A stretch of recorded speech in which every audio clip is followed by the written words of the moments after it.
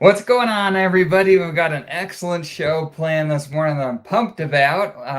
Excellent guest, Money Talk Show with Dane, where we talk about topics relating to money, specifically crypto and real estate. Here, we're doing our best to be the bridge between our real estate investor, entrepreneur guys, entrepreneurs in general, and crypto, which we feel like is the best opportunity over the next couple of years, bar none. So if you're here, you're in the right place at the right time. Pumped to have everybody along. With that, Corey, go ahead and take it away. Absolutely, man. It's Crypto Millionaires with Corey Geary here, and I'm just super blessed to be here with all you guys on this wealth creation journey with crypto and then wealth preservation in real estate. And it's just the right place at the right time with the Richard Hart ecosystem in the middle of this bloody bear market to attain massive wealth. And it's just been a blast to bring you guys along for this journey. And as part of that, we love, guys, anything that makes us passive income. And you've heard us talk about all the different protocols that we're in that produces APYs and everything else that that we get. And one of the biggest ways to make passive income, I feel like that's a legitimate way of adding value to the ecosystem, is being a node validator. And you guys heard us talk about that a little bit. We've had Gamma on the show, and we're going to be node validators. Well, there's another gigabrain in our ecosystem that is just, I mean, he's a phenomenal guy. He's a Hexakin. I met him at the Hex conference back in Vegas last year, and he's just a true go-giver. And my man, David Feeder, thank you so much for coming on the show today. Won't you give the audience a little synopsis of your story of getting into crypto, maybe some hard knocks that you had to learn along your way, and then like maybe some success and everything else in your crypto journey, man. Thank you so much. Thanks for joining us. Yeah, thanks for having me here. Appreciate it. This is awesome. Yeah. Yeah. So real quick, like background, I knew about Bitcoin. Like, I don't remember the year, if it was 2012, 2013, like long time ago, way back when I was still in college, living in my parents' house. My babies were babies. And, I didn't have any money back then. So I didn't like get to buy any. But I was mining with like video cards back in the day, the old graphics cards. I wasn't getting much. But that's how I started. And then flash forward 2017, I liked Ethereum. I was doing ICOs.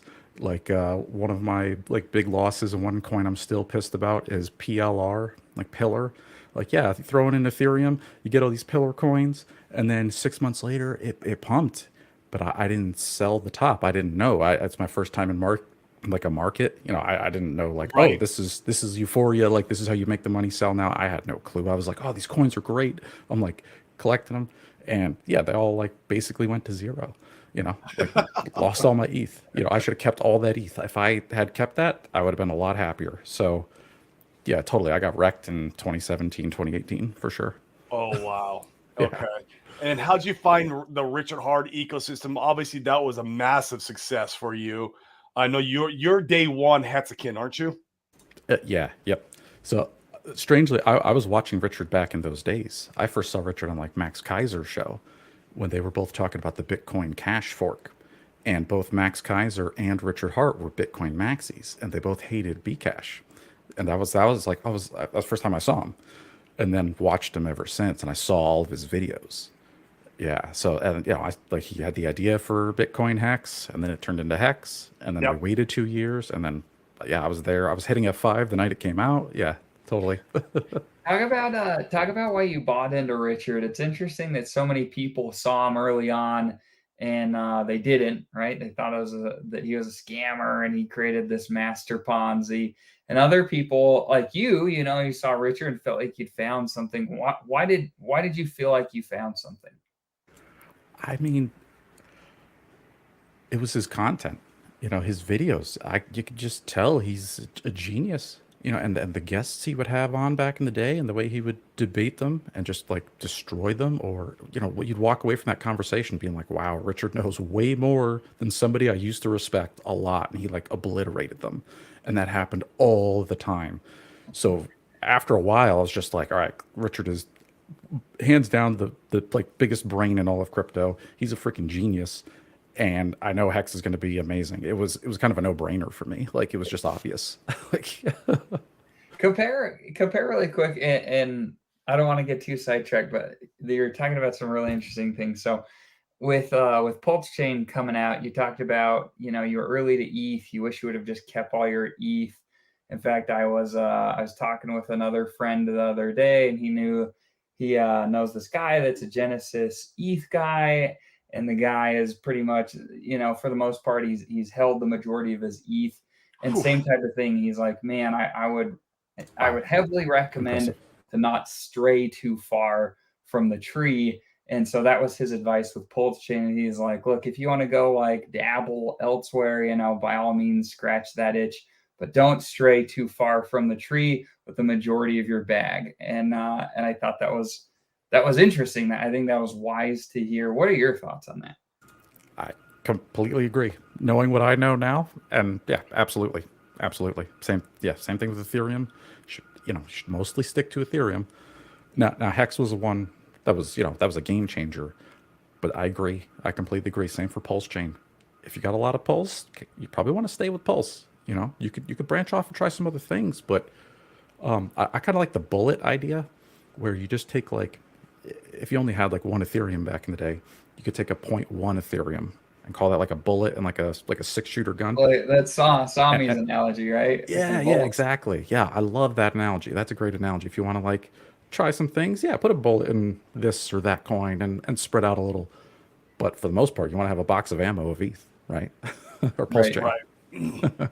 I love it. Okay, cool. So found Richard, your day one hexer. I'd love I think for anybody that we've seen all your content, we're real familiar with your story, but for those of the people that are tuning in that are not, I think it'd be really useful. I'm starting to see a lot of tweets pop up about people saying, oh, they want to go in super heavy day one, Pulsechain, PulseX, PHEX. They want to go gobble all that up.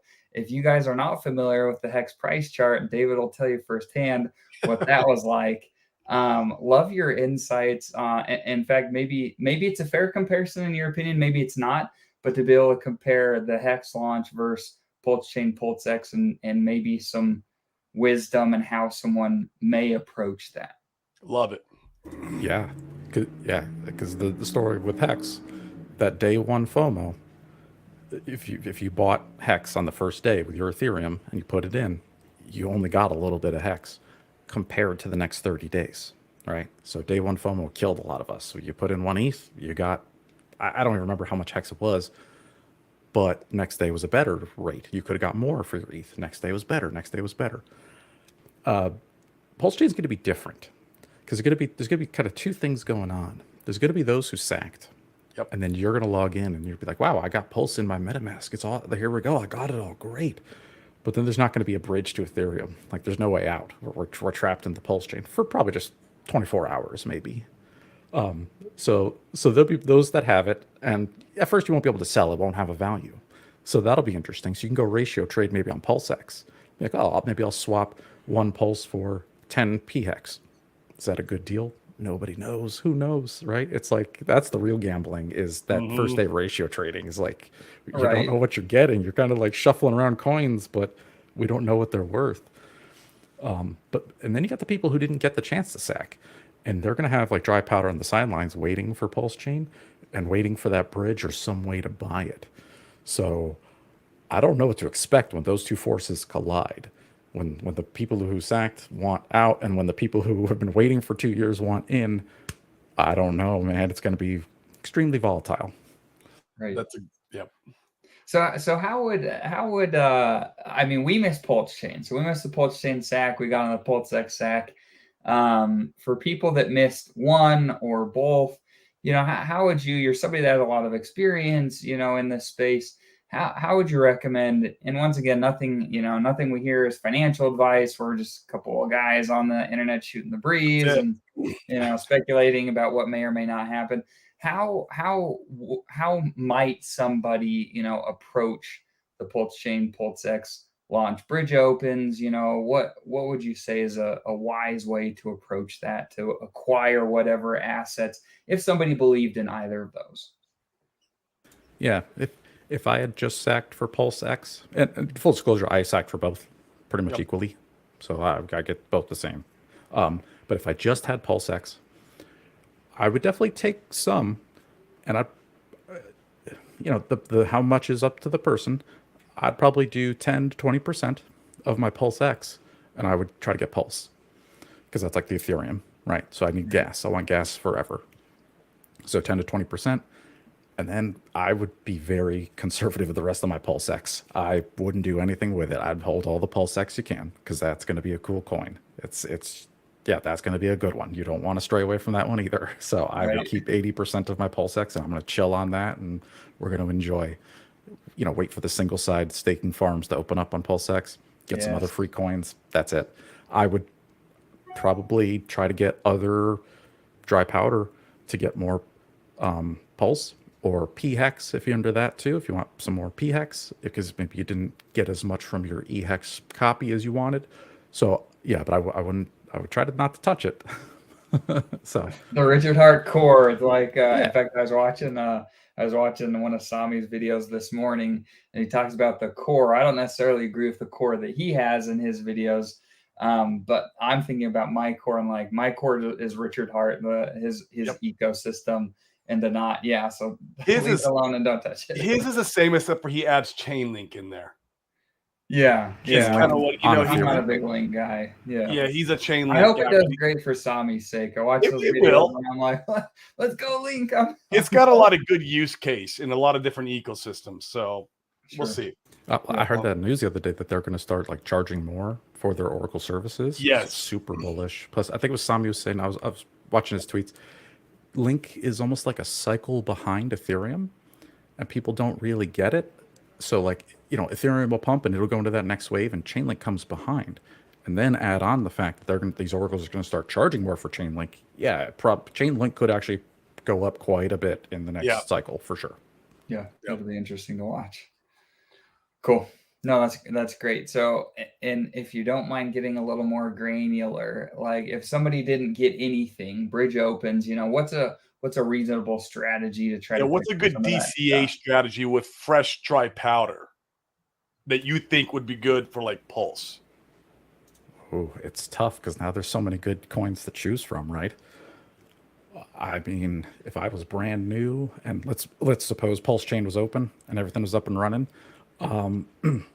every paycheck I'd probably try to get $300. I'd buy $100 worth of Pulsechain. I'd buy $100 worth of PulseX, and I'd buy $100 worth of Hex. every paycheck. I would do that every 2 weeks, no matter what.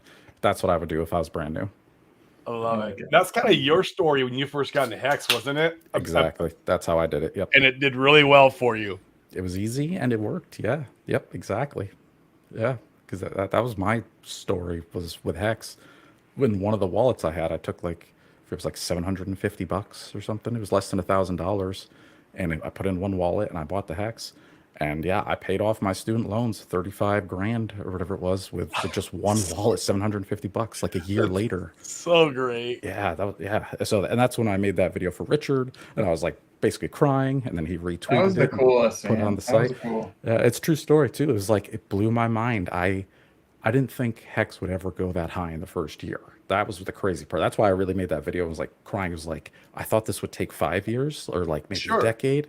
300 something days later, it's like, oh my God, like I blew my mind. Unbelievable. So for those who did sacrifice for Pulsechain or PulseX, and you didn't get into Bitcoin, you missed Ethereum, you missed Hex, Pulsechain and PulseX are your next chance here. This is going to change people's lives. Like, I agree. Almost guaranteed. Like, this is going to change people's lives. I agree 100%. Let's talk a little about your IT background. Is that what you did for for a living for a long time? Were you running servers? Because I feel like you're one of the big gigabrains in the ecosystem, and I love that we have such smart individuals like yourself in our ecosystem, because man, that just makes me feel more confident that I'm in the right place. I'm in the right room. I always want to be the dumbest guy in the room, right? And people like you make me feel that way, which is good. It's a good thing. And so, talk about your experience with being IT and running servers, and now, how you're bringing that experience over to Pulsechain. Yeah.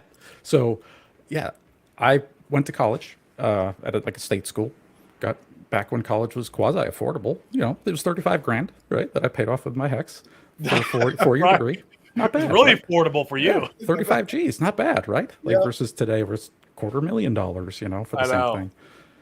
So I got a degree in computer networking, and that's how I got my first job as a managed service provider.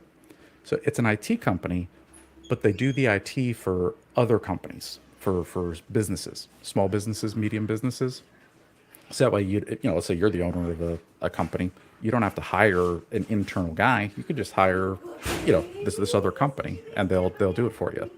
So that was basically what I did for the last 10 years. Is I've worked at different managed service providers. So we do servers, your desktops, the networks. We plug in the routers and the internet, the firewalls. Gotcha. And we do everything. And then we do the Microsoft Office, email.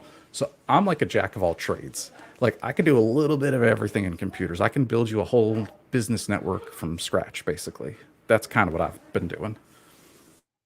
Wow. Yeah. So now for Pulsechain, the way this actually works out great for these validators,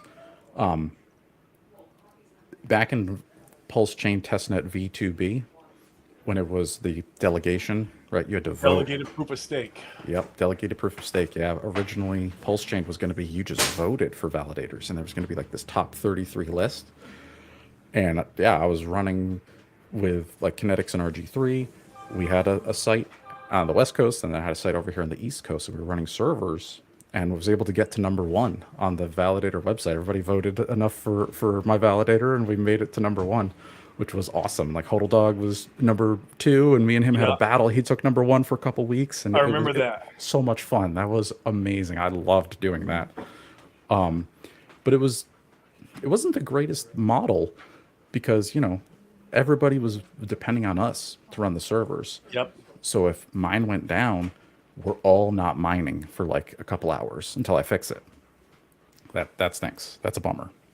So now I'm actually kind of happy that we're taking Ethereum's model, and everybody at home can be a validator if they want.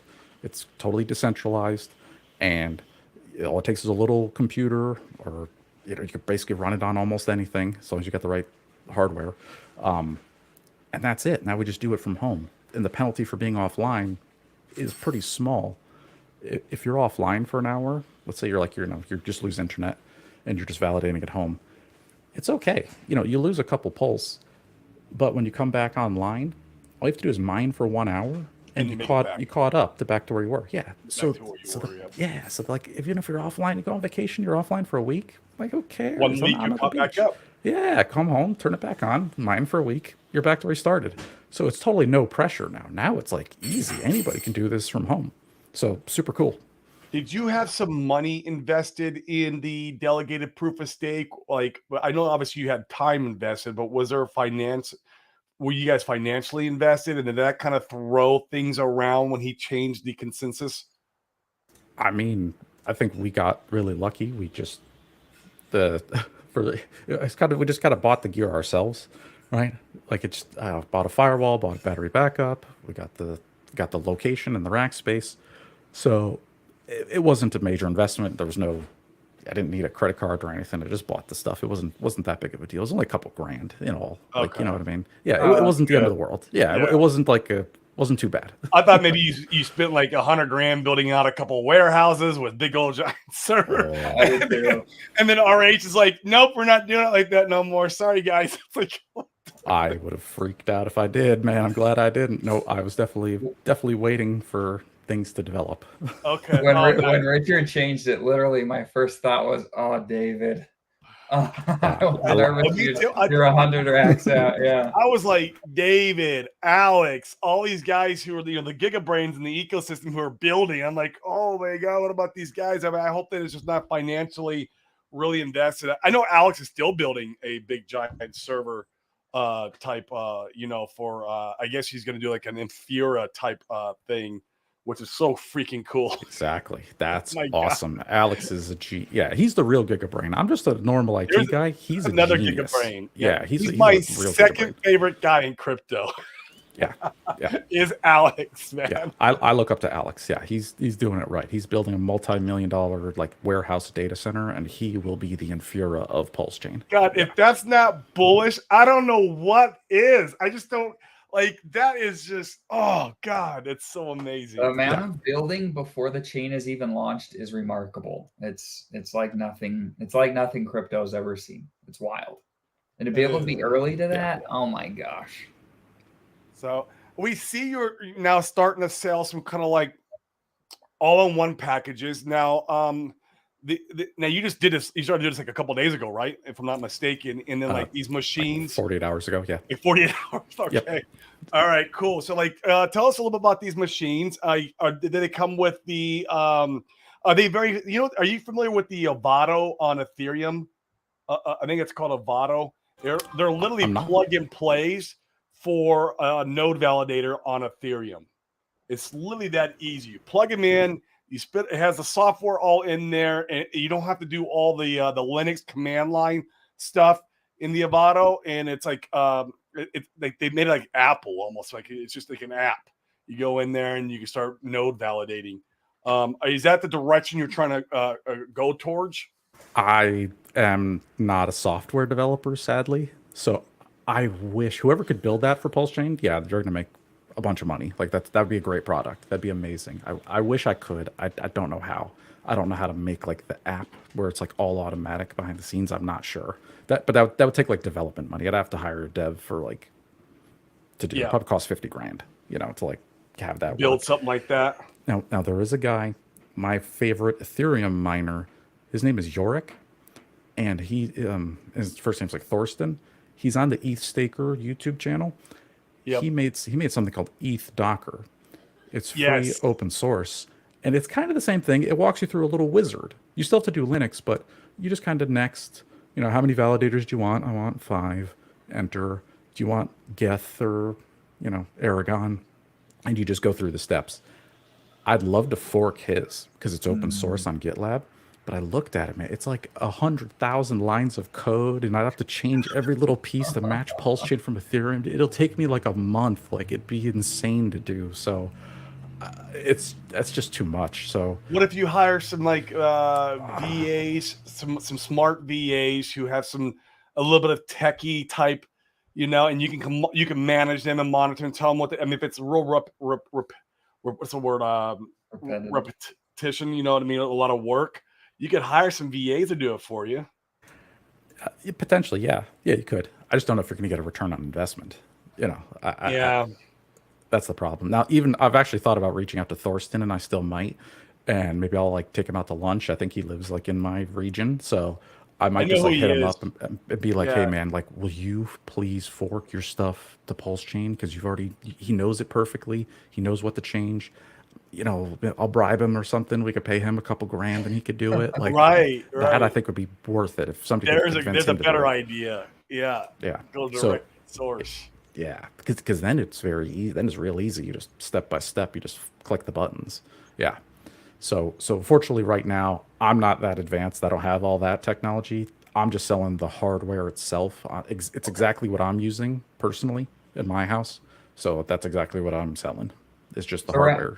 So rather than somebody having to go to Amazon and try to figure out what to buy, they just come and you're like, I have everything, just buy the package and it's all the right stuff you need. Yep, exactly. Yep. Oh, cool. Because there's a couple different components. You get the Intel NUC 12, and that's got the Core i7 processor. Yep. But it doesn't come with any RAM or hard drive. So I buy the RAM separately, and then you get the hard drive separately, and then install those, and then that's the box. Gotcha. That's the PC. And these are Linux machines? They could run anything. So what's cool about this too is actually these little computers, they could do Windows, they could do Linux. It's actually just a normal PC. Whatever you decide an operating system to install. Yeah, exactly. Yep. Even if you changed your mind later and you're like, I don't want to be a validator. I just want to put Windows on it and use it like my desktop. Totally cool. It's just a normal computer. Absolutely. Help yourself. So, yeah. Very cool. Yeah. Here's a good question. Any tips for security when running a validator from home? Yes, totally. You could, yeah, for sure. Now you could get as advanced as you want, like anything with IT security. You could spend as much as you want, get crazy. But at a minimum, the only thing I do recommend is you might want to invest in a nicer firewall router versus the one that they give you from like the Comcast or Cablevision or whatever you got. You should buy yourself a nice router, a nice firewall, and then what you can do is on there you can log into it, and it makes it easier to do the port forwards because you have to allow the internet to talk to your validator. Yep. And then if you can too, on the firewall rules, you want to separate it from your house network. So that way your kids' Wi-Fi, they can't talk to the validator. And you just put a firewall rule. And you want a nice firewall that can do that. That's the only recommendation. That's like the big number one thing for me, just for safety. Because I don't want a kid computer to get infected on, they're playing games or Roblox or whatever. So a hacker gets into their computer, scans my And then network, finds the validator, logs in, steals my keys. So I just separate that on the firewall so that way their computer can never talk to the validator ever. And so that's like what I recommend. That's like the bare minimum. That works great. It is great. I just learned something. Okay. Yep. And then you can take it a step further too. This is what I'm doing. This actually took me a couple hours to figure out. Their documentation sucks. NordVPN. You can buy their VPN and you can buy a dedicated IP address. So that way you get one number from them on the internet and you pick like a city, pick your closest city, New York, Houston, LA. So for me, I bought New York. I bought a New York IP address, and then you run the commands in Linux. My validator connects to NordVPN, and it does all the traffic there. So it looks like my node is in New York City. It's not at my house because I VPN all the traffic there. So you can hide where your validator really lives. So I recommend that too. Wow. Interesting. Yeah, because there's a command you can run in the terminal, and it's public. It's a public blockchain, right? Sure. So I could see the IP address of every validator, and then I could take that IP address number and I can go to iptracker.org and I can see the region. I can see within a 100-mile radius of where every validator is. You can kind of pinpoint it down on the map.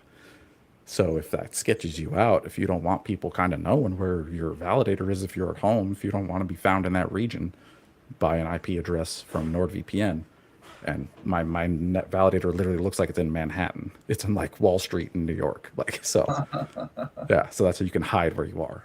Could I go as far as like put it into like Africa? You could, but that adds lag, and lag is bad. Gotcha. Okay. Because then you got to go to Africa, then you got to go back to the internet. So really, I highly recommend only pick the closest city to where you actually live because you want low lag. Gotcha. Okay. Yeah. Is that dedicated IP address? Is it pretty reasonable as far as cost is concerned? Do you mind me asking? Yep. Yeah, I think the NordVPN is like $3 a month, and then the dedicated IP add-on is another $3. So I think it's $6 a month total.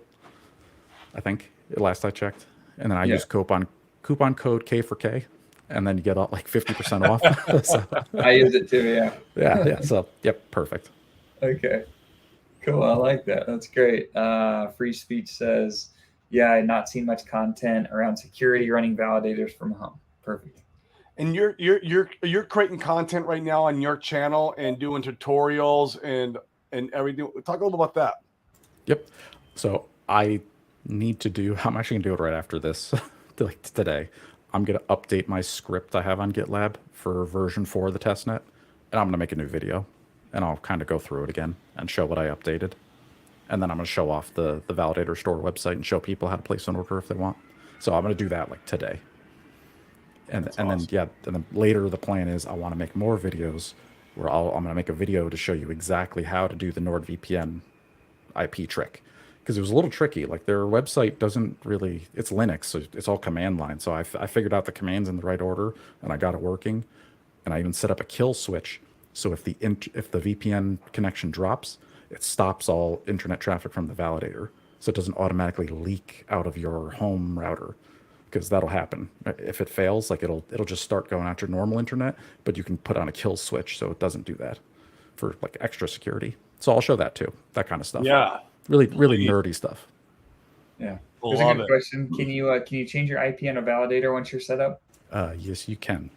The beacon node client that you're running, whether it's Lighthouse or Prism, there's a command there in that line where you put in your IP address.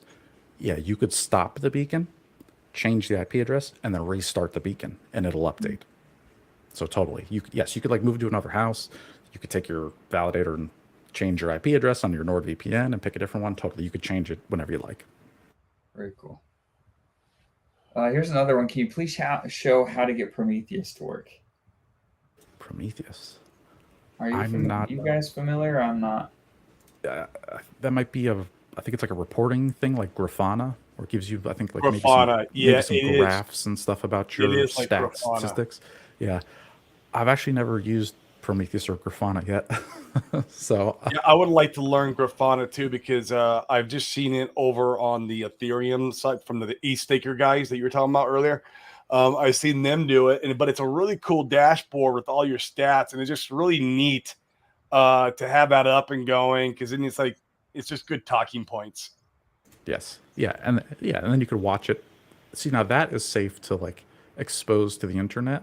So if you get that fancy firewall, you can open those ports, and then you could make yourself a little website, and then you could watch it on your phone. So if you are on vacation, you could have your little Grafana thing with a little bookmark. You push a button and you watch it right here. Just make sure everything's looking good. You're just watching your passive income roll in. Yeah, totally, totally.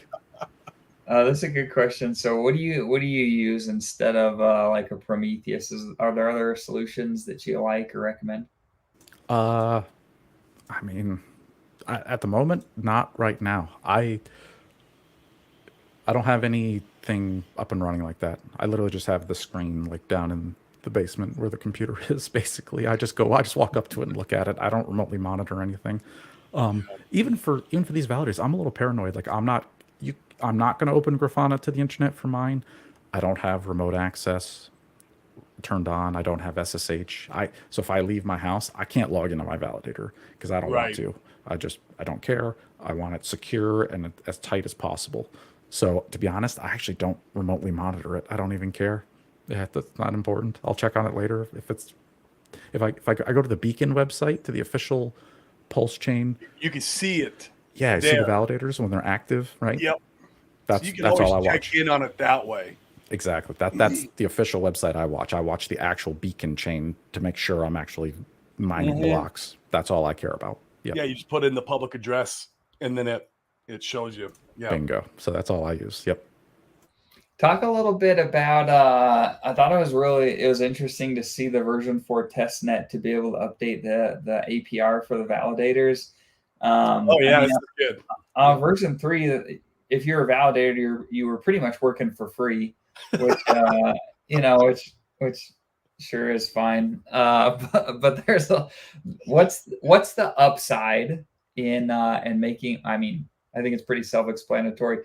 But what type of people or companies or things of that nature do you think will now potentially come to be validators since it's profitable with the update with V4? Do you guys have any thoughts on that? Yeah, now that the barrier to entry is so low, yeah, if anybody who has the pulse to do it, and especially if you have more than one, it's kind of a no-brainer. If you're going to long-term hold your pulse anyway, if you're going to have that core bag, just like you're not going to stray far from the tree and you're going to invest for the long term, why not get an extra multiple added over time? Get that extra APR. I think it just makes sense. Absolutely. But is the barrier entry easier? Because think about it. Okay, Pulse at its current sacrifice price for you to run one validator, it costs $3,200. That was if you're assuming your sacrifice price was 3 zeros and a 1. Some people got a better deal. Some people got a worse deal. But it was about $3,200 to get the pulse required to run a validator. If we launch and we even see a 10x, well, now it's going to be $32,000. What if we see 100x? How does that affect the future of validators and onboarding and coming in and using the ecosystem? That's the part that I'm a little bit like, how does that work? With Ethereum's kind of already done its 14,000x, and then they set the baseline of being a validator. around, it's somewhere around 50 grand, right? Just depending on where the price of Ethereum's at. But with Pulse, we're setting that baseline kind of where at the lower price. And I'm like, well, if we do 100x or 1000x, if we do 1000x, how are people going to come in and be like, oh, I want to be a node validator? If Pulsechain does 1000x, who cares? I don't care. I'll be on a beach. I don't care. Right, well, you are. Doesn't matter. The new guy coming in is going to be like, your barrier of entry now is like you can't get in and validate the blocks. Like it's going to be like only people who are going to be able to be a node validator are the people who got in the very beginning. Yeah. Like maybe, maybe in the first year, right? It's possible that, we're still in the bear market. Maybe Pulse launches. There's some opportunity there for new people to get in, but it's not going to stay that way for very long. Correct. You're going to be priced out of being a node validator, and it's going to happen probably rather quickly. Because if even at 10x, you're at 10x, you're at 32 grand. You're at 32,000, which I don't have an ETH validator. Like that's expensive, some people can afford $32,000. Some cannot. Oh, now you do 100x. What is that? $320,000. $320,000. Yeah. Who's gonna come in and be like, I want to run a node validator for 320 grand? Now, obviously, your APY makes it worth it though, because if your Pulse is 320 grand and you're making even a 10% APY on that 320 grand, oh my God. Yeah. You're talking about money? That's money. $32,000 a year for basically nothing for running this little computer in the corner here. Okay. Yeah, totally. If that happens, what I think things like Rocket Pool and Lido and a lot of other decentralized pooling staking will be super profitable then if that's the case. Because then you can put in whatever amount you want in for your staking, right? Yeah, I heard Alex might be forking Rocket Pool. Bingo, exactly. So that's the plan. If Pulse goes insane, then use Rocket Pool. Yeah, you might have to put in 8 million Pulse. It may be, that may cost you $16,000, $8,000, but at least you're getting some of the action. So definitely, I could see that happening. You're making the APY that your yield. So yep. And if a Rocket Pool or a really good one, there's another one that Yorick was talking about, it's like VSS or something. It's like a new one for Ethereum. And validators, guys like me, I've got hardware and I'm a nerd. I can actually run my computers and I can dedicate them to the network. And then people who don't want to run computers, they just deposit their Pulse chain. And then my computers are validating with their Pulse. And I get a little portion of the fees. So I kind of like renting out my stuff. So, and that's all decentralized with smart contracts. So do they hold their own keys to their Pulse? Can exactly. They retain the keys? Yep. Exactly. See, I would love to learn to do that too. Yeah. So hopefully, so if Pulse explodes in price that much, those protocols and those guys will definitely want to fork over into Pulsechain and build those products because there'll be a lot of money there. I don't think it's an if, it's when. And so man, getting in early on anything is this is going to be one of those opportunities where you're going to be glad you got in early. Yeah. It's just like Dash. I was this close to being a Dash masternode back in the day because Dash was $7 and you only needed 1,000 Dash to run a masternode. Oh, so it's only $7,000. I was poor. I was just a kid. I was, my early 20s. So totally missed that boat. Later that year, man, Dash was like $1,000 each. But I would have had over $1 million in a masternode for $7,000. Could have been $1 million. So making APY the whole time, waiting to that price appreciation is just compound. I mean, that's massive. Yeah. So I suspect if people who kind of missed the boat, if you buy Pulse in the first 30 days and you get yourself to have another, a couple validators worth right there, even if it cost you 10, 20 grand, you're going to be so happy. You're going to be so happy. That'll change your life. It'll change your family's life. Change your life. Yeah. Wow. God, it's making me so bullish. Talk about Teller node and that whole thing. Are you planning on participating? Gamma's been talking about it. Jesse from over in Power City, he's been talking about it. How does that work? And like I said, if you're going to be participating at all with Teller. Yeah, totally. Yep. And I've been chatting with Crypto Crazy from Liquid Loans, and I've been watching especially the Teller YouTube channel. Those guys have been doing developer calls recently. It's kind of dry and boring. I mean, you got to be a real hardcore nerd to watch this stuff, but I am excited. They're gonna have we might even be able to do this on the same actual Intel NUC as your Pulse validator. If Yeah. it doesn't take that many resources, I think it might work. And then yeah, we can run these Teller oracles on the same box. And basically, we're helping Liquid Loans determine what's the price of Pulse with all the exchanges, Yep. Yep. and you get rewards, you get paid for it. So totally, I'm super bullish on Teller. I can't wait There's to going try to be it. many protocols that's going to need an Oracle service like that. Yep, And absolutely. you're just reporting price, if I'm not mistaken, and then getting rewarded in the whatever the Teller currency is. And I don't know what's going to be called on Pulse, because I don't think it's going to be called Teller. But then you get rewarded in that native currency, right? Yeah, exactly. Yeah, and you're right. They are going to rebrand for Pulsechain. It'll be called something different, but same product. So I'm Right. excited as soon as it's. I think it's coming soon to testnet for Pulsechain. Hopefully, as soon as that's out, I can't wait to try it. That's going to be awesome. Okay. You're going to be making some videos on it, hopefully, because obviously, I'll be yeah. watching Gamma DevOps videos so I can learn. So I'll be watching him, to be honest. So I love Gamma, man. Yeah. That's my boy right there. yeah, I don't want to copy and paste his stuff, but that's who I'll be watching. Okay. Okay. David, do you have any recommendations as far as routers are concerned? How someone might go pick, one with a firewall, kind of like you mentioned earlier? Yep. So, as an IT guy, I'll say in general they're all fine. Depends on how much you want to spend. And the particular brand that I use for my house, it's really affordable and fully customizable. It's called NetGate, and the model I got was it's the 4200. And it's just like $500. It's a little white router. Yeah, the NetGate 4200. Boom. That's perfect. $500. It does everything and more. Does things you don't even need, and it's wonderful. But Cool. if you want to go for, doesn't matter. If you want like Meraki, Sonic Wall, FortiGate, whatever. Any, the only thing you don't want is you don't want like a Linksys from Best Buy, like like the home stuff, like the consumer grade. Spend $500, get the small business grade. It's got all the features. So, yeah, That's great. yeah. RH Max is on. What's up, RH Max? He says I have Gamma on Wednesday for Validator AMA. So that'll be fun. Make sure to tune into RH Max.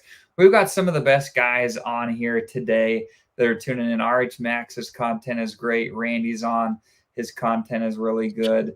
Of course, David, if you guys aren't tuned in and subscribe, in fact, we'll talk about where you can find David at the end of the show. His content, his channel, all that stuff. Make sure to tune in there. Identity Block is here. He puts out some killer content. He was on earlier. Go back and watch that show. This is an interesting talking point. So Randy says Gwei is 55 today, which is just a small fortune to go and transact. I'm telling you guys, I think this is so bullish for Pulsechain and other chains. I think we all do, right? People are going to be looking for other options, and the fact that you have the narrative to be able to say, well, come and do all of your ETH stuff over here for way cheaper. It's remarkable. That is nowhere else. So couldn't be more excited. It's going to be fun. Oh yeah, the gas prices have been insane. I I want know, a the mid last 2 hedron. weeks. Yeah, it's been crazy the last 2 weeks. Like I've been trying. I've got so much stuff I want to do, and it's just so expensive. Like, oh, what a waste of gas. Like it's insane. I was participating, and I had some really good wins in the HSI auctions over the weekend. And I remember when I first got into the HSI auctions when it launched way back in the day, it was like $1 to put a bid in. Was $1? I was Yep. paying like $8 to $10 per bid. I'm like, this is killing me. I'm like putting all Oh, these bids in. I'm like $10 a pop. yeah. I'm It's like, like, are you kidding me, Ethereum? yeah, it was $1. Yeah, the HSI bids. We used to do them like candy, and now, yeah, it's $10. Like I Now better you're win that like, oh my HSI, man. I'm max bidding. Like if I want that HSI, it's like this Yeah. is what my max I'm willing to pay. First shot. If I lose, I lose. And it's only It's going to get crazy. worse. You know what I mean? On the Ethereum chain, imagine the bull run in those auctions. I mean, yeah, Pulsechain is, it's, man, I couldn't be more bullish. I'll tell you that. Yeah, please save us. What's This- your go ahead, Dane. Oh yeah, I was just gonna say, I think this is a good question. So there's a lot of people that I think consider running a node validator like a full-time job or very taxing, but it doesn't seem to be the case. Yeah, what does it look like to run a node at your house? Yep. So the first day when you get it out of the box and you set it up, yeah, it might take you 2 or 3 hours to set it up, It's especially if more you're brand new. initially. Yeah, it's the first day. You got to plug it all in, set it all up, get it going, make sure it works. You know, you deposit the pulse. But once you set it up and once it's up and running, it's smooth sailing. All you got to do is make sure you got electricity and internet, and that's it. And if you do lose power or if you lose the internet, just go over to the computer, turn it back on, log in, restart the validator service. It's just a couple commands, and that's it. Just get it back up and running again. It takes 5 minutes. So, and then it's chilling. I mean, I haven't touched mine in like 2 days. I haven't even looked at it, and it's still up and running. So no, it's once you set it up, totally passive. Yeah, For the it just most part. runs on autopilot. It's Yeah. just fun to go over there and look at it. Yeah, it's awesome. I'll be a little bit because we're moving to Puerto Rico at the end of the year, and so I'm planning on being obviously a node validator, and that'll be the interesting part that I'm going to have to figure out. Like when I'm out in Puerto Rico for 6 months, that's probably where I'll have the node validator, but then I'm going to be in Arizona the other 6 months and going back and forth. We'll see. I'll have to see how all that plays out. Yeah, if you give all those little, get the little guy and just bring it with you. I I'll just bring it with you. I got a pretty good mean machine from System 76 from Gamma's recommendation, and so that's what I got right now. Oh, that thing's a big honking beast, right? It is a chunky beast, boy. bro. Oh yeah, you're not bringing that with you, okay? It's a mean machine, but Yeah. so I'll have to see how I want to play the game once we move to Puerto Rico. Took me a week, and I'm in it. Yep, there we go. I don't know how much they charge out there, but even either in Puerto Rico or Arizona, might be worth looking into a small IT company or small shop where you can put that box into a dedicated rack and have it run at a center for you and just pay like a small monthly fee, hopefully, and just have them babysit it for you. And then if it ever goes offline, you can call them or you can log in remotely and check on it, and they'll keep it up and running for you, basically. What? Whoa! I didn't know this was an option. So, what companies would I look into for something like this? And is it trustworthy? Yeah, because in my experience, IT guys are 99% of the time trustworthy, because if you're not trustworthy, you get arrested, and it's the Computer Fraud and Abuse Act, and you go to jail for the rest of your freaking life, right? And people have been asking me on Twitter, they're like, Dave, how do I know this hardware is I can trust you and you won't hack me? It's like, first off, I'm already a Hexican, so I don't need your money. And second off, I don't want to go to the jail for the rest of my life for hacking. Like, no way, dude. The federal prosecutors will lock you up forever. So I don't fool around with any hacking. So, but to answer your question, most IT companies, very reputable, and then they're going to have a little data center room. It looks just like behind me with the little racks. Yeah. And they put yours right on a shelf. It's dedicated for you. They lock the door, and only you have the key or them. And they just babysit it for you 24/7, and you let it run. And they got generators, they got failover internet, they got everything you need, and you don't even have to touch it. So even and so you, as long as, once again, you're maintaining your keys, they don't have access to the keys, of course, and so like you're protected, if you will. Totally. And if you don't tell them like exactly what you're doing, if you're just like, I run a server for my business, like, great. They don't gotta know exactly. They won't even know what the key. They don't even know you got keys. They have no idea. They can't even log into your box. So totally, you'll be fine. Very cool. Man, I'm so glad we had this interview today. Yeah, that was part of my job too. Is I worked at a smaller shop, and we had a room with like 2 racks, and we would rent it out to people locally. We'd host their server for like their QuickBooks file and their business or their email server. Right. But you could do the same thing with a validator. I've gotten quotes from local places around me. It usually they charge based on how much rack space you want. If you want like a full one, like that's $2,000 a month. But if you just want like a shelf and with like internet, maybe you can get away with like $100 or $200 a month. You gotta find a good deal, but they'll give you everything you need. How many? That's a good question. How many validators can the machine that you're selling, David? How many can you run? So theoretically, and I haven't pushed it this far yet because I don't know who has the pulse, but I think like 1,024. So if Oh, you wow. had, yeah, if you had 32 billion pulse, I mean, I think you might be able to max it out. But I know for a fact, I know somebody who's doing 100 on a similar build, no problem. So that's, Motley. yeah, not Molly, not Molly, but Okay, he is. he's using the same build I'm using. Yeah, he's got a bunch of validators. So yeah, it could do hundreds and hundreds. You'll run out of pulse before you have to worry about another one, really. Okay. But then the question becomes, if you really have that much pulse, if let's say you want to do 200 validators, you know, you got 6.4 billion pulse. At that point, that's like so much pulse. You might just want to spend the other 2 grand and just get 2 of them. And one does half and one does the other half. That way, if one breaks or the RAM fails or the hard drive blows up, at least you're still mining with the other half. Because it's a lot of, you know, that's like $320,000 on each one. That's a good split. I like that. But Yeah. yeah, you could put in $1 million worth of pulse in one if you wanted, probably. I wouldn't do it, but you could. Interesting. Mudhog says they see a 4100, not a 4200 net gate. Oh yeah, I'm sorry if that is, yeah, 4100. Yep, it's yeah, it begins with 4. I know that for a fact. Let me double check real quick here. Yeah, is it the 4100? That's it. That's the one. That's it. Yep, Perfect. that's what I'm using personally. That works great. Perfect. Talk about, yeah, are you running, I mean, guys in the chat are speculating about, you know, having a Tesla Powerwall and getting a fuel generator to make sure that you don't, you know, run out of power if God forbid the power goes down. Are you taking any steps like this? Do you have any recommendations in this respect? Oh yeah, just get a there's a company I like. It's called Cyber Power, and they make the little battery backup units for your computer. Yep. Just get the they're like, get the $400-$500 one. It looks like a car battery, and that's it. That's all you need. Just get one battery backup for a That's little. what I did. Yeah, Yep. so, yeah, APC or Cyber Power, whatever brand, but just a little guy. It's fine because all you got to do is power the Intel NUC, your firewall, and your modem. Right. Just plug Right. those 3, your internet stuff in. That's it. It'll run for hours. Your power will come back before that battery dies. And even if it does die, who cares? I mean, if you're not mining for a day or two, no big deal. So Right. it's fine. Just a small battery. Cool. I like it. This is a good word to go. Let me find it. Somebody asked if we thought that Zen was the culprit for the high gas fees today. What are your guys' thoughts on that?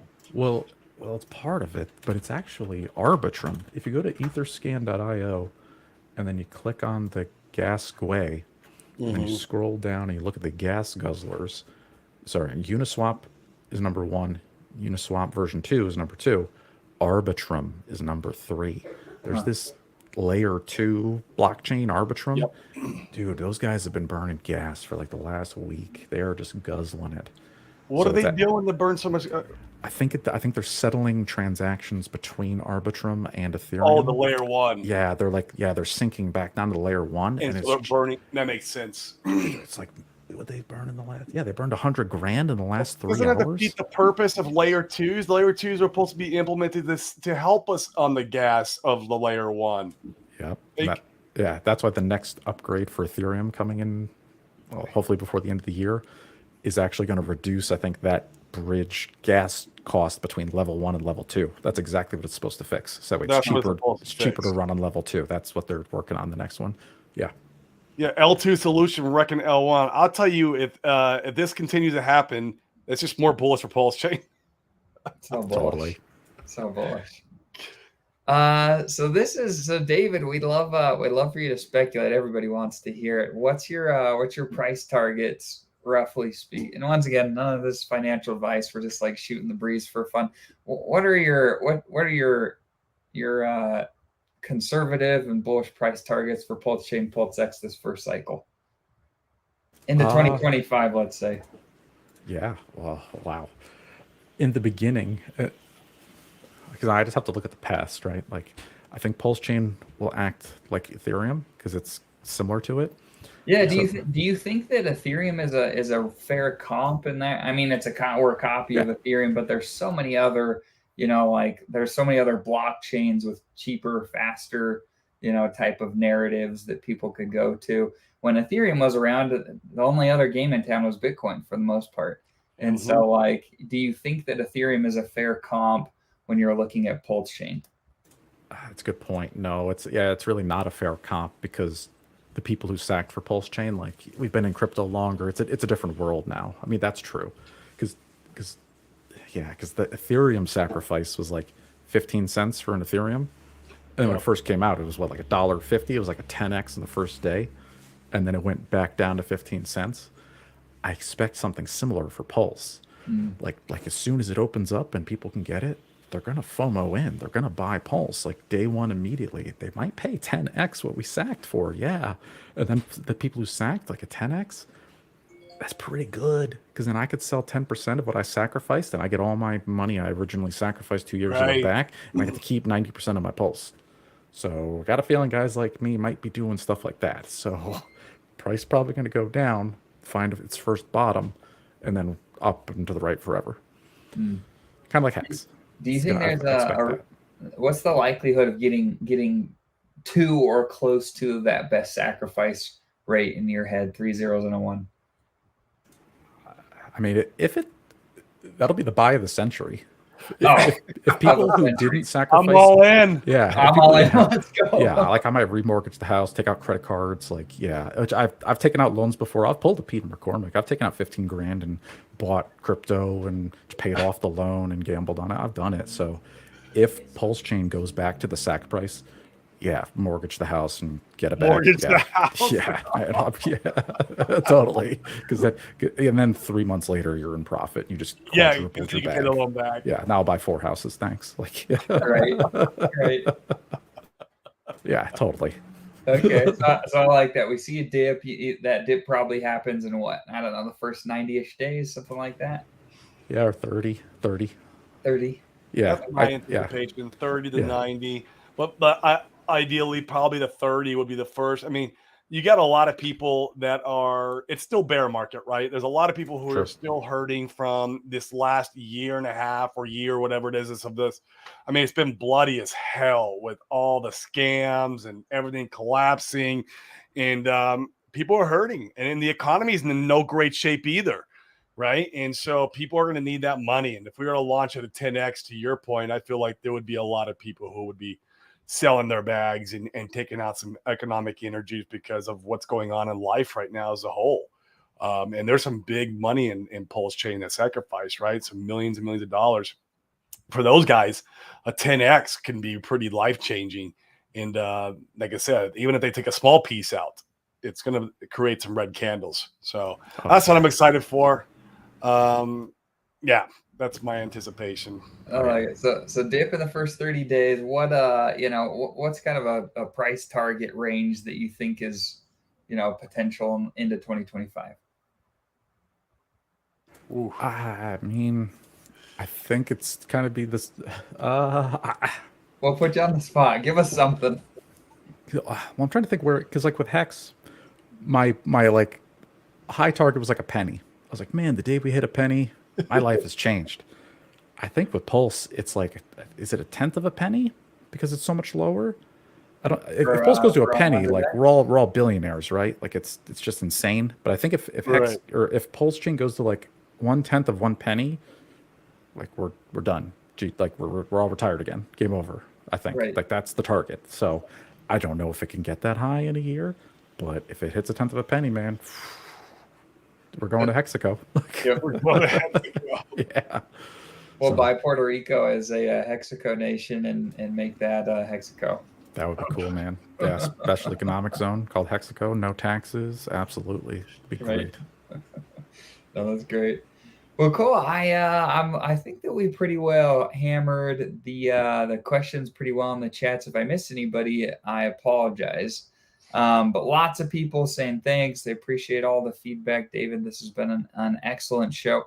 With that, do you go ahead and share your stuff? How do people, if they want to get a validator or they want to get all the stuff from your help, how do they get that? Where do they find you?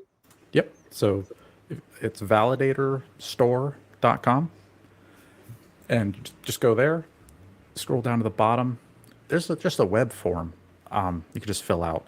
Just put your name, email, and then the shipping address where you'd want me to ship it. And then that's once you fill out that form, it sends me an email. And then what I do for privacy is I'm generating an Ethereum address for everybody, so that way you can send the USDC there. And I'm not commingling it with anybody else's coins, right? Gotcha. I just want so that's why I'm doing it this way. I haven't found a way to automate it yet. Eventually, I just wanted to automatically send you an email, so I'm not sitting here copy and pasting everybody's like stuff. But for now, I'm literally sitting here taking orders manually. So it's literally me sitting here. Like when you click the button on the website, it literally sends me an email, and then I like type back to you. Not only you're that, you're taking the order, and then you're going off and you're building the machine, and then you're sending the machine. Yes, I'm literally doing everything. It's just me. Yeah, I'm a one-man band. I order the stuff, I put it together, and now I'm gonna drive to UPS and I'm gonna ship it to you. Like, yeah, it's just me. And is it everything? It's the same machine every time, right? So same price, same machine, and off we go. Is that accurate? Yep. Make it easy. Yeah, there may be slight adjustments in like the model of the parts. Like for example, the RAM I was buying just ran out of stock because I think me and the Hexicans bought it all. Like I think it's gone.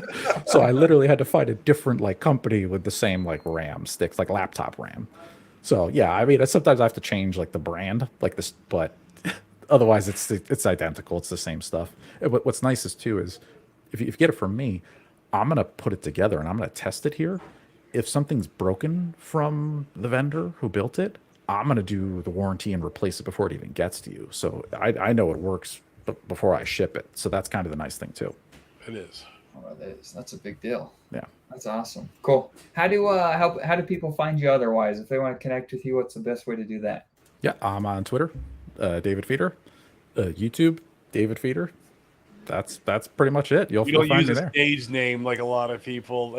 Like me and Dane, we don't use stage names much either. Yeah. It's just Corey Geary. How do you find you? Corey Geary. It's like, Yep. Just normal. Yep. Don't have a stage name, which I wondered. I kind of regretted not using a stage name back in the day, but I'm glad I didn't now. And I'm just use your normal name. It's fine.